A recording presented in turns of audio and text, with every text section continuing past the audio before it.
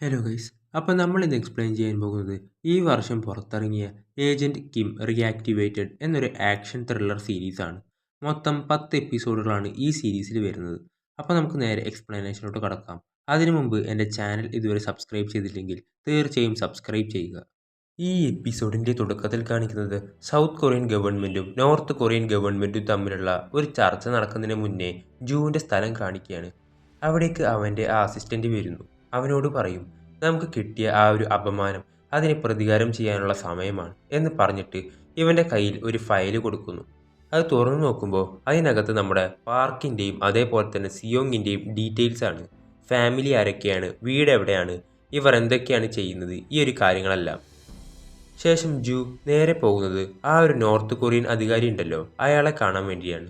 എന്നിട്ട് അയാളോട് പറയും, കിമ്മും അതേപോലെ തന്നെ ഡയറക്ടർ ജനറലിനെയും പിടിക്കാൻ വേണ്ടിയിട്ടുള്ള കാര്യങ്ങളാണ് ഇപ്പോൾ സംസാരിക്കുന്നത്. അതുമല്ല, ഈ ഒരു സമാധാന ചർച്ച ഇതുവരെ നടന്നിട്ടില്ല. അപ്പോൾ ജു, സാർ, നിങ്ങൾ ഒരിക്കലും ആ ഒരു ചർച്ചയിൽ പങ്കെടുക്കാൻ പാടില്ലെന്ന് പറയും. ശേഷം അത് കഴിഞ്ഞിട്ട് ആ ഒരു അധികാരിയെ സൗത്ത് കൊറിയൻ ഭരണാധികാരി വിളിച്ചിട്ട്, അല്ല, പെട്ടെന്ന് എന്തുപറ്റി, ഈ മീറ്റിംഗ് ക്യാൻസൽ ചെയ്യാനായിട്ട് ഒരുപാട് രാജ്യങ്ങൾ നമ്മുടെ ഈ 2 രാജ്യങ്ങളെ നോക്കുന്നുണ്ട്. അതുകൊണ്ട് ഈ ഒരു സമാധാന ചർച്ച നടക്കുന്നത് അത്രയും പ്രധാനമാണെന്ന് പറയുമ്പോൾ, നിങ്ങളുടെ നാട്ടിലുള്ള ഒരുപാട് പേര്, ചില ഏജൻറ്റുമാരെ ഞങ്ങളുടെ ആൾക്കാർ സപ്പോർട്ട് ചെയ്തിട്ട് ജോലി ചെയ്യുന്നുണ്ട്. ഞങ്ങളുടെ നാട്ടിൽ നിന്ന് രക്ഷപ്പെട്ടു വന്ന ഒരാളെ നിങ്ങളുടെ നാട്ടിൽ ഇപ്പോൾ ഒളിപ്പിച്ച് താമസിച്ചേക്കാണ്. അതിൽ ഒരാൾ ഡയറക്ടർ ജനറൽ, രണ്ടാമത്തേത് ഏജൻറ്റ് കിം, കോഡ് നമ്പർ 66. ഇവരെ 2 പേരെയും ഞങ്ങൾക്ക് വിട്ടുതന്നാൽ മാത്രമേ ഈ ഒരു സമാധാന ചർച്ച നടക്കുള്ളൂ എന്ന് പറയുമ്പോൾ, ഈ സൗത്ത് കൊറിയൻ പ്രസിഡന്റ്, അയാൾക്കും ഈ ഒരു സമാധാന ചർച്ചയാണ് പ്രധാനം. അതുകൊണ്ട് ജനറലിനെയും കിമ്മിനെയും പിടിക്കാനായിട്ട് ഓർഡർ കൊടുക്കുന്നു. അതുകൊണ്ടാണ് ഗിംച്ചിൽ അവരെ പിടിക്കാൻ വേണ്ടി അവിടേക്ക് വന്നതും ഇവരെ 2 പേരെയും ഇപ്പോൾ അറസ്റ്റ് ചെയ്യുന്നതും. അപ്പോൾ നമ്മുടെ ജൂ പ്ലാൻ ചെയ്തതുപോലെ തന്നെ ഇവരെ 2 പേരെയും ഉടനെ തന്നെ നോർത്ത് കൊറിയയിലേക്ക് കൊണ്ടുപോകാൻ പോവുകയാണ്. ശേഷം ജൂ ആ ഒരു നോർത്ത് കൊറിയൻ അധികാരിയെ പോയി കാണുമ്പോൾ ആ ഒരു അധികാരി പറയും, നിങ്ങൾ തന്ന ആ ഒരു ഐഡിയ കാരണമാണ് അവരെ 2 പേരെയും എനിക്ക് പിടിക്കാൻ പറ്റിയത് എന്ന് പറയുമ്പോൾ ജൂ, പക്ഷേ സാർ, നിങ്ങൾ എനിക്ക് തന്ന ആ ഒരു വാക്ക് എന്താണെന്ന് അറിയാലോ, ഏജൻറ്റ് കിം, അവനെ എനിക്ക് വേണമെന്ന് പറയുമ്പോൾ, കൊടുത്ത വാക്ക് ഞാൻ ഒരിക്കലും തെറ്റിക്കാറില്ല, ഏജൻറ്റ് കിം നിൻ്റെ അടുത്തേക്ക് തന്നെ വരും എന്ന് പറയും. ശേഷം ഗിംച്ചിൽ കിമ്മിനെയും അതേപോലെ തന്നെ ഡയറക്ടർ ജനറലിനെയും ഇവരെ 2 പേരെയും നേരെ നോർത്ത് കൊറിയൻ ഏജൻറ്റുമാരുടെ കയ്യിൽ കൈമാറുകയാണ്. അങ്ങനെ അവരെ 2 പേരെയും കൊടുത്തതിന് ശേഷം ഗിംച്ചിൽ ഉടനെ തന്നെ ആളുടെ ഒരു ജനറലിനെ വിളിച്ചിട്ട്, സാർ, ഇതുപോലെ എനിക്ക് ഏജൻറ്റ് കിമ്മിനെയും ഡയറക്ടറിനെയും പിടിക്കേണ്ടി വന്നു. കാരണം നമ്മുടെ പ്രസിഡന്റ് വിളിച്ചു പറഞ്ഞതുകൊണ്ട് എനിക്കത് ചെയ്യാതിരിക്കാൻ കഴിഞ്ഞില്ല എന്ന് പറയുമ്പോൾ ആ ഒരു ജനറൽ പറയും, നീ ഒന്നുകൊണ്ടും വിഷമിക്കണ്ട. പിന്നെ കിമ്മിൻ്റെ കാര്യം, അവരെ പറ്റി എനിക്ക് നല്ലതുപോലെ അറിയാം. അവൻ്റെ മകളെ കാണാതെ അവന് ഒരു നിമിഷം പോലും ഇരിക്കാൻ പറ്റില്ല. അതുകൊണ്ട് തൻ്റെ മകൾക്ക് വേണ്ടിയിട്ട് അവൻ എന്തായാലും തിരിച്ചു വരും. നമ്മൾ ഇതിൽ ചെയ്യേണ്ടത് എന്താണെന്നറിയോ? ഒന്നും ചെയ്യാതിരിക്കുക, നടക്കുന്നതെല്ലാം അതേപോലെ നോക്കിയിരിക്കുക, ഇത് മാത്രമേ ഉള്ളൂ. ശേഷം പാർക്കും സിയോങ്ങും കിമ്മിനെ രക്ഷിക്കാൻ പോകണോ വേണ്ടയോ എന്ന് ആലോചിച്ചിരിക്കുകയാണ്. ഇനി ഒരു തവണ കൂടി ജയിലിൽ പോകണോ വേണ്ടയോ എന്നാണ് നമ്മുടെ സിയോങ് ആലോചിക്കുന്നത്. അപ്പോൾ ദേ അവനൊരു കാര്യം ചെയ്തു. എന്താണെന്നറിയോ? അവൻ്റെ ഫോൺ എടുത്തുകൊണ്ട് പോകുന്നതിന് പകരം എൻ്റെ ഫോണാണ് അവൻ എടുത്തുകൊണ്ട് പോയത്. അങ്ങനെ സിയോങ്ങിൻ്റെ ഫോൺ ലൊക്കേഷൻ ട്രേസ് ചെയ്ത് അവർ പോവുകയാണ്. ശേഷം കിമ്മും ജനറലിനെയും 2 കാറിലായി കൊണ്ടുപോവുകയാണ്, അതും ഒരേ വഴി. പക്ഷെ ഒരിടത്തെത്തുമ്പോഴേക്കും ഈ കാറുകൾ രണ്ടും 2 വഴിക്ക് പോകുന്നു. ഇവർക്കൊന്നും മനസ്സിലാവുന്നില്ല. ജനറലിനെ ഒരിടത്തേക്ക് കൊണ്ടുവന്ന് നിർത്തിയിട്ട് അയാളോട് മുട്ടുകുത്തിയിരിക്കാൻ പറയും. എന്നിട്ട് അവിടെ നടക്കുന്ന കാര്യങ്ങളെല്ലാം വീഡിയോ എടുക്കും. ആളുടെ നെഞ്ചിലേക്ക് 2 തവണ ഷൂട്ട് ചെയ്ത് അയാളെ അവിടെ വെച്ച് തന്നെ കൊല്ലുന്നു. ശേഷം കിമ്മിനെ കൊണ്ടുപോകുന്നത് ജൂവിൻ്റെ അടുത്തേക്കാണ്. ജൂ, കഴിഞ്ഞ തവണ നീ എനിക്ക് തന്നതെല്ലാം എനിക്ക് നല്ല ഓർമ്മയിട്ടെന്ന് പറയുമ്പോൾ കിം, അപ്പോഴേ നിന്നെ വെറുതെ വിടാൻ പാടില്ലായിരുന്നു, ആ സമയത്ത് തന്നെ കൊല്ലണമായിരുന്നു. ഇത് കേൾക്കുന്ന ജൂ തൻ്റെ കയ്യിലുള്ള ആ ഒരു തോക്ക് വെച്ചിട്ട് നമ്മുടെ കിമ്മിൻ്റെ തലക്കൊറ്റയടി. ഒന്ന് നോക്കിക്കഴിഞ്ഞാൽ നമ്മൾ 2 പേരും ഒരുപോലെയാണ്. നമ്മൾ 2 പേരും നമ്മുടെ മകൾക്ക് വേണ്ടി എന്തു ചെയ്യാനും തയ്യാറായിട്ടുള്ളവരാണ് എന്നും പറഞ്ഞ് ഷൂട്ട് ചെയ്യാൻ നിൽക്കും. പക്ഷേ കിമ്മിനെ ഷൂട്ട് ചെയ്യുന്നില്ല. നിനക്കുള്ള സമയം ആയിട്ടില്ല എന്ന് പറഞ്ഞ് ആ ഒരു നോർത്ത് കൊറിയൻ ഏജൻറ്റുമാർ ഉണ്ടല്ലോ അവരോട് പറയും, ഞാൻ പറയുന്ന സ്ഥലത്തേക്ക് ഇവനെ കൊണ്ടുവരാൻ പറയും.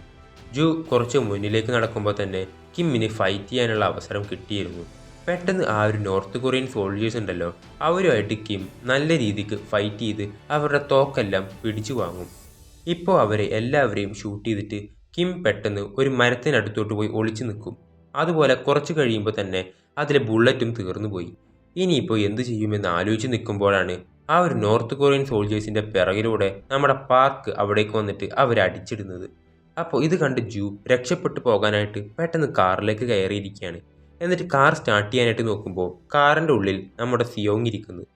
എന്നിട്ട് പാർക്ക്, നിന്റെ കൂടെ കൊണ്ടുപോയ ജനറൽ എവിടെ, അയാളെ എന്ത് ചെയ്തു എന്ന് ചോദിക്കുമ്പോൾ അയാളെ വേറെ എവിടേക്കോ കൊണ്ടുപോയി. അയാളിൽ നിന്ന് അവർക്ക് എന്തോ ഒരു കാര്യം വേണം, അതെന്താണെന്ന് കണ്ടുപിടിക്കണമെന്ന് പറയും. എന്നിട്ട് കിം ഷൂട്ട് ചെയ്യുന്ന പോലെ ജൂവിനെ ഒന്ന് പേടിപ്പിക്കും. അപ്പോൾ അയാളെ കണ്ടുപിടിക്കാനായിട്ട് ഞാൻ നിന്നെ സഹായിക്കാം, പക്ഷെ നീ എന്നെ ഒന്നും ചെയ്യരുതെന്ന് പറയും. ശേഷം ജൂവിൻ്റെ ഒരു വലിയ ഹോട്ടലാണ് കാണിക്കുന്നത്. ഇവിടെയാണ് നോർത്ത് കൊറിയക്കാരും അതേപോലെ തന്നെ സൗത്ത് കൊറിയൻ പ്രസിഡന്റുമാരും ഇങ്ങനെ കുറേ അധികാരികൾ ഉള്ളത്. അതുകൊണ്ട് തന്നെ അതിൻ്റെ വെളിയിൽ ഒരുപാട് സെക്യൂരിറ്റി കാര്യങ്ങളൊക്കെ ഉണ്ട്. ഏതെങ്കിലും ഒരു കാർ വന്നാൽ തന്നെ നല്ലതുപോലെ പരിശോധിച്ച് അവരുടെ ID കാർഡൊക്കെ പരിശോധിച്ചിട്ട് മാത്രമേ ഉള്ളിലേക്ക് വിടത്തുള്ളൂ. ഇപ്പോൾ കാണിക്കുമ്പോൾ ഒരു നോർത്ത് കൊറിയൻ കാർ അവിടേക്ക് വന്നിട്ട് അതിനുള്ള ആളുകളെല്ലാം അവർ ചെക്ക് ചെയ്ത് അകത്തേക്ക് പറഞ്ഞു വിടുന്നു. ഇതേ സമയം നോർത്ത് ഏജൻറ്റ് ഇതെല്ലാം ഒരിടത്തിരുന്ന് ഒളിച്ചു കാണുകയാണ്. ഇപ്പോൾ അകത്ത് വന്ന ആ ഒരു നോർത്ത് കൊറിയൻ കാറിൽ നിന്നും അതിൻ്റെ ഡിക്കി തുറന്നിട്ട് ഒരു വലിയ ചാക്കുണ്ട്, അതെടുത്തിട്ട് നേരെ അകത്തേക്ക് കൊണ്ടുപോകുന്നു. എന്നിട്ട് ആ ഒരു നോർത്ത് കൊറിയൻ അധികാരിയുടെ മുന്നിലേക്ക് കൊണ്ടുവെക്കുമ്പോൾ അതിനകത്താണ് ഡയറക്ടർ ജനറൽ ഉള്ളത്. അപ്പോൾ സത്യത്തിൽ അയാളെ കൊന്നിട്ടില്ല. ഈ ഒരു അധികാരിക്ക് ഡയറക്ടർ ജനറലിനെ വെച്ചിട്ട് എന്തോ ഒരു കാര്യം സാധിക്കാനുണ്ട്. നോർത്ത് കൊറിയയിൽ കൊണ്ട് കാണിക്കാൻ വേണ്ടി അയാളെ കൊല്ലുന്നത് പോലെ ഇവർ വെറുതെ ഒരു ഡ്രാമ ഉണ്ടാക്കിയതാണ്. യഥാർത്ഥത്തിൽ നിങ്ങളെ കണ്ടുപിടിക്കാൻ ഞാൻ എത്ര കഷ്ടപ്പെട്ടെന്നറിയോ? അപ്പോൾ കണ്ടുപിടിച്ചില്ലേ, പിന്നെ അങ്ങ് കൊല്ലാൻ ഞാൻ എന്താ? അങ്ങനെ പെട്ടെന്ന് കൊല്ലാൻ കഴിയുമോ? നീ അവിടുന്ന് വരുമ്പോഴൊക്കെ എന്തെല്ലാം കാര്യങ്ങൾ ചെയ്തിട്ടാണ് വന്നതെന്ന് ഓർമ്മയുണ്ടോ? അതും ഒരുപാട് ഇൻഫോർമേഷൻസ് നീ അവിടെ നിന്ന് കൊണ്ടുവന്നിട്ടുണ്ട്. അതിനെപ്പറ്റി അറിഞ്ഞാൽ മാത്രമേ നിന്നെ കൊല്ലാൻ പറ്റുള്ളൂ എന്ന് പറഞ്ഞ് അയാളിപ്പോൾ ടോർച്ചർ ചെയ്യാനായിട്ട് ആവശ്യപ്പെടുകയാണ്. ഇതേ സമയം കിമ്മിൻ്റെ ആളുകൾ എല്ലാം നേരെ ഈ ഒരു ഹോട്ടലിൻ്റെ കുറച്ച് ദൂരെയായിട്ട് വന്ന് നിൽക്കുകയാണ്. അവർ ആ ഹോട്ടൽ ഡ്രോൺ എല്ലാം വെച്ചിട്ട് പരിശോധിക്കുമ്പോൾ ഇതുപോലെ നോർത്ത് കൊറിയൻ ഏജന്റുമാർ ഒരു വലിയ ചാക്ക് അകത്തേക്ക് കൊണ്ടുപോകുന്നത് ഇവർ കാണും. ആ ഒരു വീഡിയോ ഇപ്പോൾ നമ്മുടെ കിമ്മിനും കാണിച്ചു കൊടുക്കും. അപ്പോൾ അതിനകത്തായിരിക്കണം ജനറൽ ഉള്ളത്. അതുകൊണ്ട് അയാളെ എന്തായാലും രക്ഷിക്കണം. പക്ഷെ ഇത് അത്ര എളുപ്പമല്ല. കാരണം ആ ഒരു ഹോട്ടലിൻ്റെ 4-ാമത്തെയും 3-ാമത്തെയും ഫ്ലോറിലായിരിക്കണം നോർത്ത് കൊറിയക്കാർ ഉള്ളത്. അതുകൊണ്ട് നല്ല രീതിയിലുള്ള സെക്യൂരിറ്റി ഉണ്ടാവും. അവരെല്ലാം കടന്നു വേണം അകത്തേക്ക് കയറാനായിട്ട്. അത് എങ്ങനെ ചെയ്യണമെന്ന് നമ്മൾ പ്ലാൻ ചെയ്തേ മതിയാവൂ എന്ന് പറയുമ്പോൾ പാർക്ക്, ഇത് കുറച്ച് പാടാണ് സിയോങ്, പക്ഷേ അതിനൊരാളെ കൊണ്ട് മാത്രമേ പറ്റൂ. അത് വേറെ ആരുമല്ല, ജൂ ആയിരിക്കും. അവൻ്റെ ഹോട്ടലാണിത്. അതുകൊണ്ട് കിം വന്നിട്ട് അവനെ ഭീഷണിപ്പെടുത്തും. ഞങ്ങൾക്ക് ജനറലിനെ രക്ഷപ്പെടുത്തണം. അയാളെ രക്ഷപ്പെടുത്തിയാൽ മാത്രമേ നിനക്കും രക്ഷപ്പെടാൻ പറ്റുള്ളൂ. അയാൾ മരിച്ചാൽ നീയും മരിക്കും. അതുകൊണ്ട് ഞങ്ങളെ ഉള്ളിലേക്ക് കൊണ്ടുപോകണം എന്ന് പറയുമ്പോൾ എൻ്റെ ആ ഒരു ഹോട്ടലിൽ എത്തുന്നതിന് മുന്നേ ഒരു ബാരിക്കേഡ് കഴിഞ്ഞിട്ട് ഒരു ടണൽ വഴിയുണ്ട്. അത് എമർജൻസി എക്സിറ്റിന് വേണ്ടിയിട്ടാണ് ഞാൻ തയ്യാറാക്കിയത്. ആ ഒരു വഴിയെ പോയി കഴിഞ്ഞാൽ നിങ്ങൾക്ക് ജനറലിൻ്റെ അടുത്തേക്ക് എത്താം. അതുപോലെ ആ ഒരു ബാരിക്കേഡ് കടന്നു പോകണം എന്നുണ്ടെങ്കിൽ ദേ എൻ്റെ ID കാർഡ് കാണിച്ചാൽ മതി എന്ന് പറയുമ്പോൾ കിം, ശരി, നമുക്കകത്തേക്ക് പോയിട്ടുള്ള ആ ഒരു പ്ലാൻ കിട്ടി. ഇനിയിപ്പോൾ അവിടെ നിന്ന് വെളിയിലേക്ക് വരണം. അതിനെന്തെങ്കിലും പ്ലാൻ വേണമെന്ന് പറയുമ്പോൾ ചോയ്, അതിനൊരു ഐഡിയ എൻ്റെ കയ്യിലുണ്ട്. ഒരു ലോണ്ട്രി വണ്ടി, അത് എപ്പോഴും അവിടുന്ന് തുണികൾ എടുത്തുകൊണ്ട് പോകാനായിട്ട് ആ ഒരു ഹോട്ടലിലേക്ക് വരുന്നതാണ്. അതേപോലെ തുണി എടുക്കാൻ വേണ്ടിയിട്ട് ഞാൻ അവിടേക്ക് വരാം, അതും ആ ഒരു വണ്ടിയായിട്ട്. 7:20 ഞാൻ അവിടെ വരും, 7:30 ഞാൻ അവിടെ നിന്ന് പോകും. അപ്പോൾ നിങ്ങൾക്ക് തിരിച്ച് ആ ഒരു വണ്ടിയിലേക്ക് കയറാനുള്ള സമയം വെറും 10 മിനിറ്റ് മാത്രമാണ്. അതിനുള്ളിൽ വെളിയിലേക്ക് വരണം എന്ന് പറയുമ്പോൾ കിം, അതൊന്നും കുഴപ്പമില്ല, എനിക്ക് ആ ഒരു സമയം മതി. അയാളെ രക്ഷപ്പെടുത്തുന്നത് എൻ്റെ ചുമതലയാണ്, അത് ഞാൻ ചെയ്യാം എന്ന് പറയുമ്പോൾ സിയോങ്ങും പാർക്കും, പക്ഷേ അത് എളുപ്പമാണെന്ന് തോന്നുന്നില്ല. കാരണം ഒരുപാട് CCTV സെക്യൂരിറ്റീസ് ഇവരെല്ലാം കടന്നിട്ട് വേണം അവിടേക്ക് പോകാൻ. അപ്പോൾ സാങ്, CCTVയുടെ കാര്യങ്ങൾ ഞാൻ നോക്കിക്കോളാം, അത് സാങ് മാനേജ് ചെയ്യാമെന്ന് പറയുന്നു. ഓക്കെ, ഇപ്പോൾ പ്ലാൻ എന്തായാലും കറക്റ്റായി. ഇനിയിപ്പോൾ അത് ചെയ്യണം. അതിനു വേണ്ടിയിട്ട് ഇവർ രാത്രി വരെ അവിടെ വെയിറ്റ് ചെയ്യുന്നു. ഇവർ 3 പേരും ഇതുപോലെ കോസ്റ്റ്യൂം എല്ലാം ചേഞ്ച് ചെയ്ത് നമ്മുടെ സിയോങ്ങിനെ ഒരു കാറിൻ്റെ ഡിക്കിയുടെ അകത്തേക്ക് വെക്കും. എന്നിട്ട് ജൂൻ്റെ സെക്യൂരിറ്റികളെ പോലെ കിമ്മും പാർക്കും മുന്നിലിരുന്നിട്ട് ഇപ്പോൾ ആ ഒരു ബാരിക്കേഡ് കഴിഞ്ഞ് ഉള്ളിലേക്ക് പോകാൻ പോവുകയാണ്. അങ്ങനെ ആ ഒരു ബാരിക്കേഡിൻ്റെ അടുത്തെത്തുമ്പോഴേക്കും അവർ ചെക്ക് ചെയ്യുമ്പോൾ ഇതുപോലെ ജൂൻ്റെ ആ ഒരു ID കാർഡ് കാണിക്കുന്നതും ഇവരെല്ലാവരെയും അകത്തേക്ക് വിടുന്നു. അങ്ങനെ ഇവരെല്ലാവരും അകത്തേക്ക് വന്നിട്ട് 1-ാമത്തെ ആ ഒരു കടമ്പ് കഴിഞ്ഞു.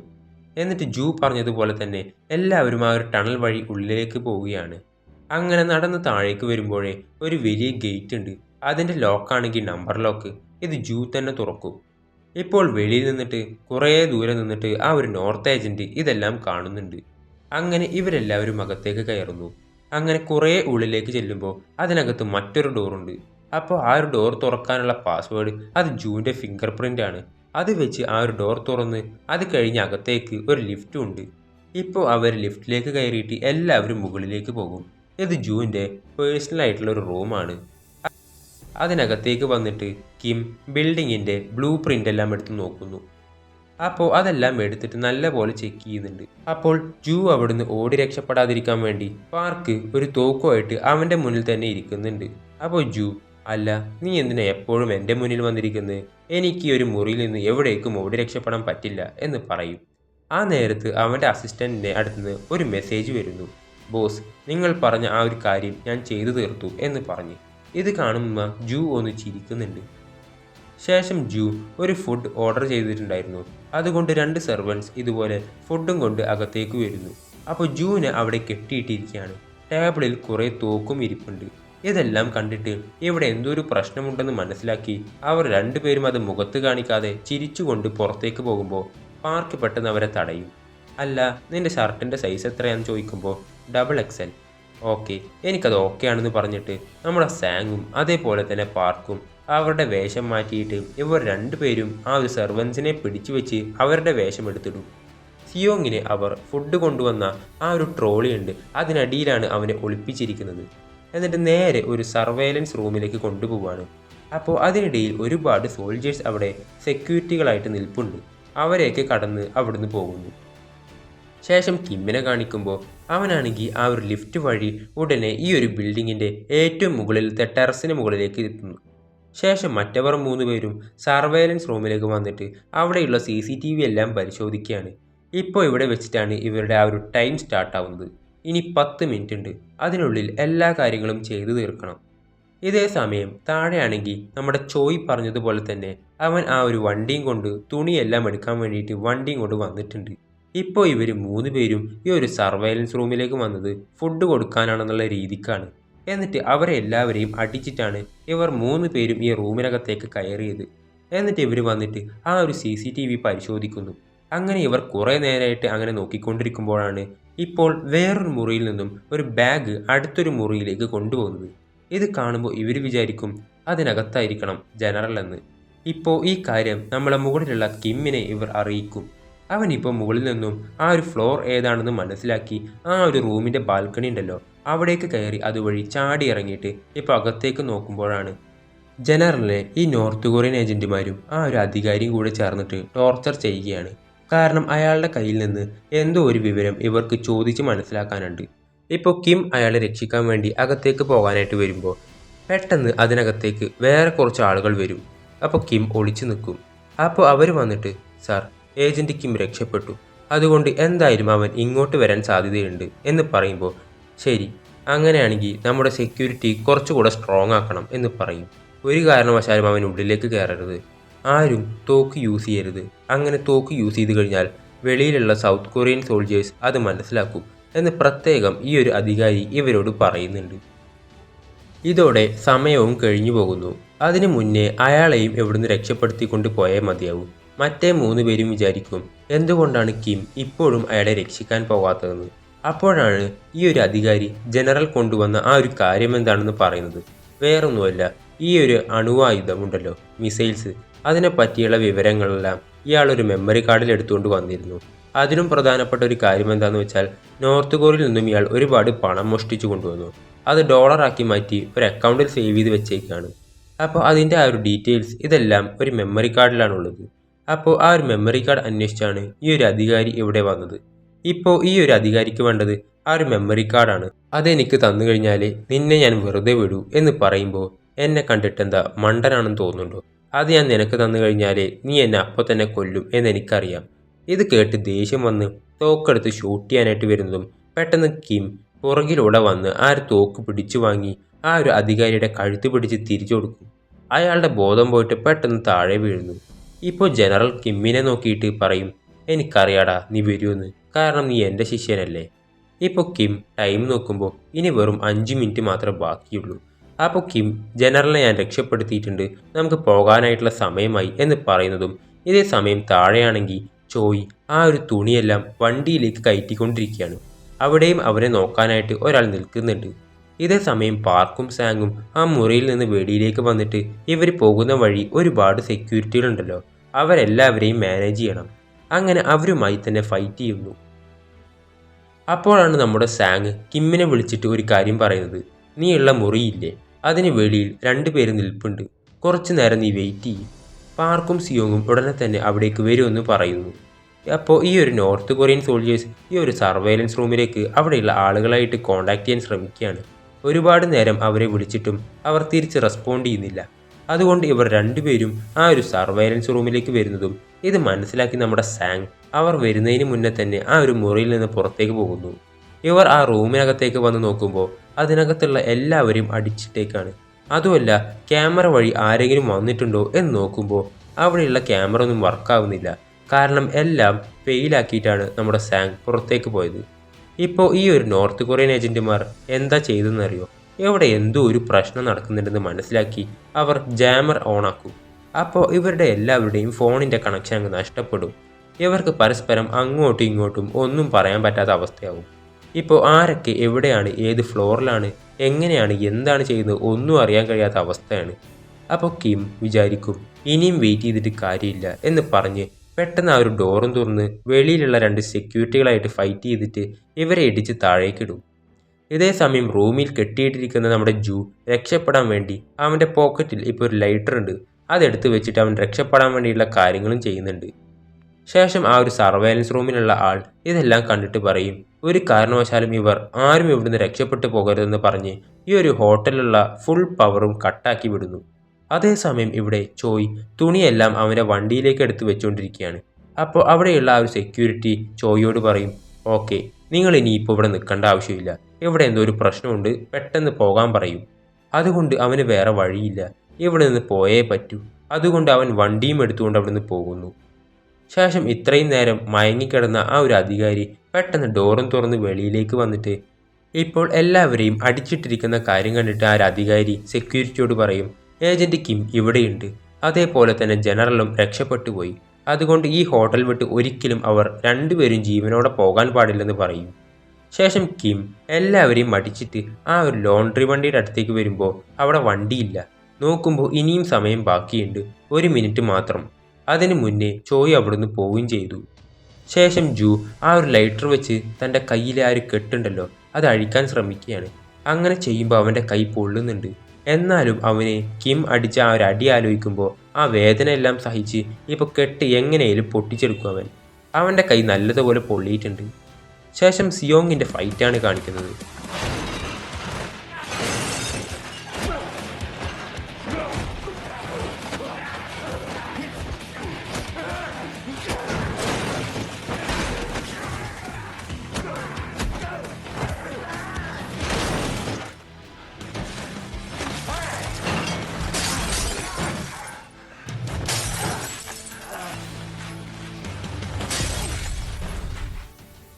ശേഷം ഇതേ സമയം കിമ്മും ജനറലും ആളുകളോട് എല്ലാവരോടും ഫൈറ്റ് ചെയ്തിട്ട് കറങ്ങിയൊരു മുറിയിലേക്ക് വരുമ്പോൾ എല്ലാവരും അവരെ വളയും.